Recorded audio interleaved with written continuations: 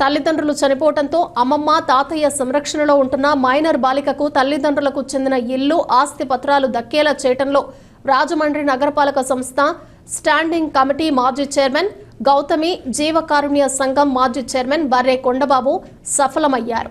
స్థానికులు కొండబాబుకు కృతజ్ఞతలు తెలిపారు. వివరాల్లోకి వెళితే సింహాచల నగర్ శివాలయం సమీప వీధిలో ఉన్న ఆ ఇంటిలో కొంతకాలంగా వేరే వారు ఉంటున్నారు. తమ మనవరాలికి న్యాయం చేయాలని బాలిక తాతయ్య, అమ్మమ్మ, పిన్ని కొండబాబును కోరటంతో సోమవారం అక్కడికి వెళ్లి కొండబాబు ఆ ఇంట్లో ఉన్నవారిని ఖాళీ చేయించి బీసీ వర్గానికి చెందిన బాలిక విత్తనాల గీత శైలుకు ఇంటి పట్టా, ఒరిజినల్ డాక్యుమెంట్ను, ఇంటి తాళం చెవులను అందించారు. ఈ సందర్భంగా కొండబాబు మీడియాతో మాట్లాడుతూ 2004లో తాను స్టాండింగ్ కమిటీ చైర్మన్గా ఉన్న సమయంలో వికలాంగుడైన విత్తనాల నాగేశ్వరరావుకు ఈ ఇంటి పట్టాను అతని భార్య విత్తనాల అనంతలక్ష్మి పేరును ఇచ్చామని గుర్తు చేశారు. అక్కడ ఇల్లు కూడా కట్టించి ఇచ్చామని 2012లో గీతా శైలు పుట్టిందని చెప్పారు.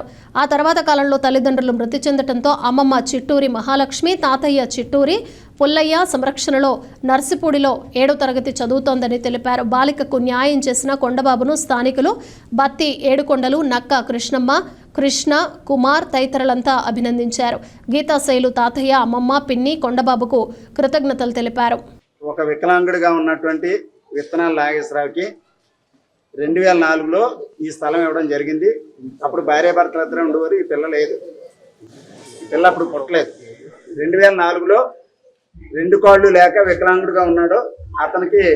అలాగే ఇక్కడ చాలా మందికి ఈ లైన్ అంతా 2 లైన్లు అప్పుడు ఇవ్వడం జరిగింది. అయితే ఆ క్రమంలో వీళ్ళ అమ్మగారి పేరు మీద పట్టా ఇవ్వడం జరిగింది, వీళ్ళ అమ్మగారి పేరు మీద నేటివ్ ప్లేస్ సర్టిఫికేట్ ఇవ్వడం జరిగింది. అన్ని సర్వస్వం కూడా వీళ్ళ అమ్మగారి పేరు మీద ఉన్నాయి. కానీ వీళ్ళ అమ్మగారు నాన్నగారు కూడా చనిపోయారు.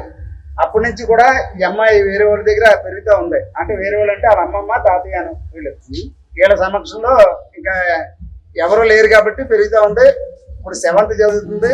మొన్న పశువతి అయింది, పెద్ద అయింది. ఈ ఇంటికి సంబంధించి వాళ్ళ నానమ్మ ఉంటుంది కాబట్టి వాళ్ళ నానమ్మ హ్యాండ్ఓవర్లో చూసుకుంటూ ఉండేది. ఆ తర్వాత కూడా తాళం వేసేసి అందులో అయ్యి పెట్టి వీళ్ళకి హ్యాండ్ఓవర్ చేయకుండా వేరే వాళ్ళ హ్యాండ్ఓవర్లో, అంటే వాళ్ళ చిన్న హ్యాండ్ఓవర్లో నడుస్తూ ఉంది. కానీ ఒకటేంటంటే, నేను సంవత్సరం క్రితం వాళ్ళ చిన్నాన్ని పిలిచి చెప్పాను, బాబు ఆ అమ్మాయికే దక్కాలా, ఆ అమ్మాయికి తప్ప ఎవరితో ఉండటానికి వీల్లేదని చెప్పాను.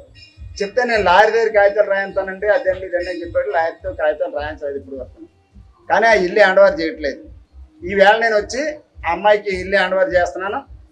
మరి ఆ అమ్మాయికి తప్ప వీళ్ళ అమ్మమ్మ వాళ్ళు జరిపోళ్ళు కానీ, వీళ్ళ నానమ్మ వాళ్ళు జరిపోళ్ళు కానీ వేరే వాళ్ళు ఎవరో కూడా ఈ ఇంటి జోలికి వెళ్తే మాత్రం సీరియస్గానే ఉంటుంది.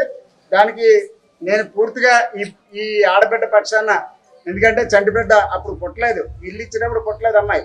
ఇలాంటి ఆ తల్లిదండ్రులు లేని పిల్ల ఆస్తి ఎవరైనా పడుచుకుంటే మాత్రం నేను బతికుంటానుగా చాలా సీరియస్గా ఉంటుంది. ఈ అమ్మాయికి పెళ్ళి అయినప్పుడు కూడా ఈ అమ్మాయి పేరు మీద ఉండాలా.